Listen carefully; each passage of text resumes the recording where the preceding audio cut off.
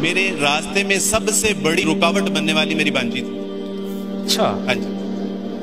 وہ اتنی رکاوٹ کہ میرے لیے بد دعائیں کیا کرتی تھی کہ یہ جس نے اسلام قبول کر لیا ہمارے ماموں جان نے اور ہمارے بچے بچیوں کو گمراہ کر رہے ہیں, تو لٹرلی اس کے میرے لیے دعائیں کیا کرتی تھی جولی اٹھا کے کہ اللہ سبحانہ تعالیٰ ان کو واپس عیسائیت میں لے آئے. اور بالآخر میری دعا ان کی دعا پہ غالب آ گئی. آپ تمام احباب کے سامنے تشریف لا رہی ہیں بیٹی چاند احمد. السلام علیکم ورحمۃ اللہ وبرکاتہ. امید کرتی ہوں آپ سب بہن بھائی خیریت سے ہوں گے اور اللہ تعالیٰ ہم سب کے روزے ہمارے اعمال کو قبول فرمائے. میں نا بڑی روتلو ہوں تو اس لیے میری آواز شروع میں ہی رونے والی ہو جاتی ہے. ہاں میں وہی انسان ہوں جو وارث ماموں کے لیے بد دعائیں کرتی تھی, لیکن میں ابھی پیچھے ایک بچی کو بتا رہی تھی کہ وارث ماموں اپنی جھولی اٹھا کے راتوں کو دعائیں کرتے ہوتے تھے کہ چاند اسلام قبول کر لے. تو دعائیں کبھی رد نہیں جاتی, وہ دعائیں جو اللہ سے مانگی جاتی ہیں وہ دعائیں کبھی رد نہیں جاتی. میں نے اپنی 25 سالہ زندگی جو تھی وہ کرسچینٹی میں اچھی خاصی پریچنگ میں گزاری. میں چرچ میں پریچ کرتی تھی, کلام پیش کرتی تھی. ایک آپ کہہ لیں کہ کٹر مسیحی تھی میں, اور ایسی مسیحی تھی جو وارث ماموں کو یعنی بولنے نہیں دیتی تھی فیملی میں. جب مجھے پتہ چلتا تھا کہ آج وارث ماموں فلاں فیملی میں وزٹ کر کے گئے ہیں میں اس گھر میں پہنچ جاتی تھی. اس سے پہلے کہ وارث ماموں کی بات ان کے ذہن پہ اثر کریں, مجھے خدا کا کلام پیش کرنا ہے, ان کے گھر پہ جا کے دعا کرنی ہے تاکہ شیطان اپنا کام نہ کرے. بیکاز میرے نزدیک وارث ماموں جو کام کر رہے تھے وہ شیطان کا کام تھا, کیونکہ وہ خداوند سے دور کر رہے تھے میرے لوگوں کو. تو میں اس فیملی میں پہنچ جاتی تھی, اپنے لوگوں کو چاہتی تھی کہ وہ خداوند کے ساتھ جڑے رہیں, وہ کبھی خداوند کا انکار نہ کریں, وہ یسوع مسیح کا انکار نہ کریں. یہ سب میری یعنی میں آپ کہہ لیں کہ ایک اسٹرانگ ورک کرتی تھی. مجھے اس چیز کا ڈر رہتا تھا کہ وارث ماموں کی وجہ سے اب مزید لوگ اسلام قبول نہ کر لیں, لیکن کیا پتہ تھا کہ اللہ تعالیٰ مجھے ہی دائرہ اسلام میں لے آئیں گے اور میں ہی وہ شخص بنوں گی جو اسلام قبول کرے گی. CSS کر رہی تھی, میں نے BA کمپلیٹ کیا اپنا, اور اس کے بعد میں CSS کر رہی تھی.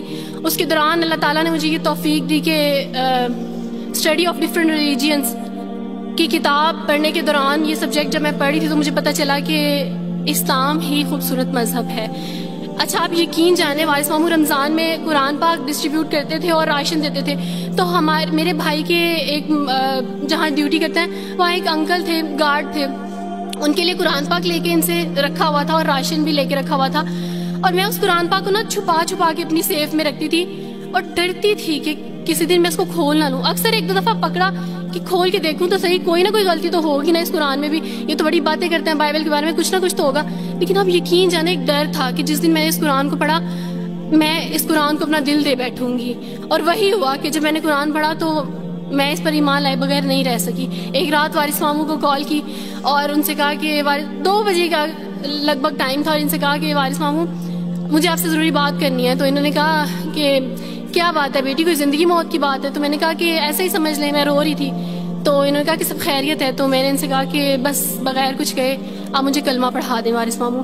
اور وارث ماموں اور میں بالکل خاموش تھے. یعنی وارث ماموں کہتے ہیں کہ اس وقت مجھے لگا کہ جیسے میرا دل پھٹ جائے گا. مجھے یقین نہیں آ رہا تھا اپنے کانوں پہ کہ وہ جو سب سے بڑی رکاوٹ تھی وہ مجھے خود کہہ گیا کہ مجھے کلمہ پڑھا دیں. اور میں نے ان سے 5 منٹ کا یعنی اسپیس لی کال پہ, اور 5 منٹ میں نے دعا کی. لیکن اس کے بعد میں نے کہا کہ اگر میں حق پہ ہوں, سچ پہ ہوں, تو بس پھر خداوند اس کو ہو لینے دے. اور وہی ہوا, میں نے اسلام قبول کیا اور سوچا تھا کہ CSS کمپلیٹ کرنے کے بعد فیملی میں اناؤنس کروں گی. لیکن اللہ تعالیٰ نے کچھ اور منصوبے بنائے ہوتے ہیں, انسان کے کچھ اور منصوبے ہوتے ہیں. آپ یقین جانے میری فیملی کو جلدی پتہ چل گیا. ایک رات میرے بابا نے وارث ماموں کو گھر بلایا اور ان سے کہا کہ ہم چاند کی شادی کرنا چاہتے ہیں, آپ اس سے پوچھ دیں کہ اگر کسی کو پسند کرتے ہو تو ہم اس کی شادی اس سے کر دیں, ہم جو ہے نا وہ اس کی مرضی کے خلاف نہیں جائیں گے. تو میں نے ان سے کہا کہ آپ ایسا نہیں کر پائیں گے. انہوں نے کہا کہ نہیں ہم کر سکتے ہیں.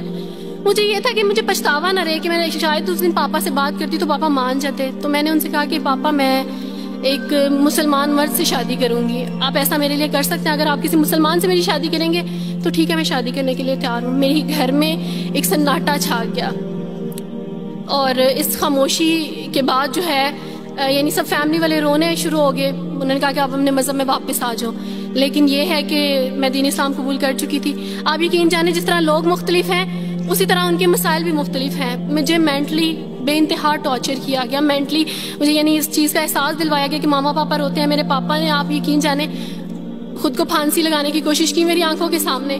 میری ماما نے خود پہ پیٹرول ڈال دیا اور خود کو جلانے کی کوشش کی میری آنکھوں کے سامنے، اور میں اپنے روم میں بیٹھی یہ کہتی تھی کہ اللہ اگر میں حق پہ ہوں نا تو میری فیملی کو کچھ نہیں ہونا چاہیے۔ پھر بہرحال مجھے میری فیملی سے نکال دیا گیا، یہ اس ڈر سے کہ میری وجہ سے دوسرے بہن بھائی بھی اس راہ پہ نہ چلے جائیں، اور وارث ماموں کو بلا کے مجھے گھر بھیج دیا گیا، ان کے گھر بھیج دیا گیا۔ جب میں گھر سے آ رہی تھی تو وارث ماموں نے کہا کہ بیٹی اگر آپ کا کوئی سامان ہے تو آپ لے لیں، تو میں نے ان سے کہا کہ اس گھر سے صرف ایک ہی چیز میرے ساتھ جا رہی ہے اور وہ ہے میرا نام جو ماما پاپا نے مجھے دیا تھا۔ میں چاند رات پہ پیدا ہوئی تھی اس لیے انہوں نے میرا نام چندہ رکھا تھا، بس وہ نام لے کے آئی۔ آپ یقین کریں ہمیں کہا جاتا ہے جبرن اسلام قبول کیا جاتا ہے، اسلام قبول کرنے کے بعد وہ جبر کیا جاتا ہے کہ آپ سوچ بھی نہیں سکتے۔ آپ کو اپنے ماں باپ سے ہی ملنے نہیں دیا جاتا، آپ کو اپنے ہی چھوٹے بہن بھائیوں کے پاس نہیں جانے دیا جاتا۔ آپ میں ہاسپٹل میں تھی ڈیلیوری کے ٹائم، آپ یقین جانے میرے پاس کوئی بھی نہیں تھا جو مجھے بیڈ سے اٹھا کے بٹھا سکتا۔ ایسے موقع پہ مجھے اپنے اپنوں کی ضرورت تھی، لیکن میرے اپنوں کے جبر نے میری ماما کو مجھ سے دور رکھا، میرے بہن بھائیوں کو۔ میرے کرسچن کولیگس نے ہی میری فیملی کو پریشرائز کیا کہ اس کو فیملی سے نکال دیں، کیونکہ اگر آپ اس کو ملیں گے تو مزید لوگ بھی عبد الوارث کی طرح چندہ کی طرح اسلام قبول کریں گے۔ میں نا ہاسپٹل میں لوگوں سے کہتی تھی کہ مجھے بیڈ سے اٹھا کے بٹھا دیں، سیزیرین کے بعد میں اٹھ نہیں سکتی، میرا بیبی رو رہا ہے، کوئی مجھے بیبی پکڑا سکتا ہے۔ آئیڈیا ہی نہیں تھا ہاسپٹل میں کیا کیا لے کے جاتے ہیں، میرے پاس ایک ایسا دوپٹہ نہیں تھا جو میں چینج کر سکتی۔ ایسے موقعوں پہ آپ یقین جانے آزمائش اور جبر اسلام قبول کرنے کے بعد ملتا ہے۔ مجھے آپ سب سے توقع ہے، آپ سب اسلامک اداروں سے توقع ہے کہ اب آپ ہمارے لیے سٹیپ لیں۔ ہمارے اپنوں نے تو ہمیں چھوڑ دیا، انہوں نے جو ہمارے ساتھ جبر کیا اس جبر کے بدلے آپ ہمارے ساتھ نیکی کریں۔ اب آپ کیا سٹیپ لیتے ہیں نیو مسلمز کے لیے جن پر یہ الزام لگایا جاتا ہے کہ ان پہ جبر کیا جا رہا ہے؟ ہم پہ جبر نہیں، ہم پہ جبر اسلام قبول کروانے والوں نے نہیں کیا، بلکہ جن کے گھروں سے ہم آئے تھے اسلام قبول کرنے کے بعد جبر تو ان کی طرف سے تھا۔ کبھی کٹے بیٹھ کے روئیں گے۔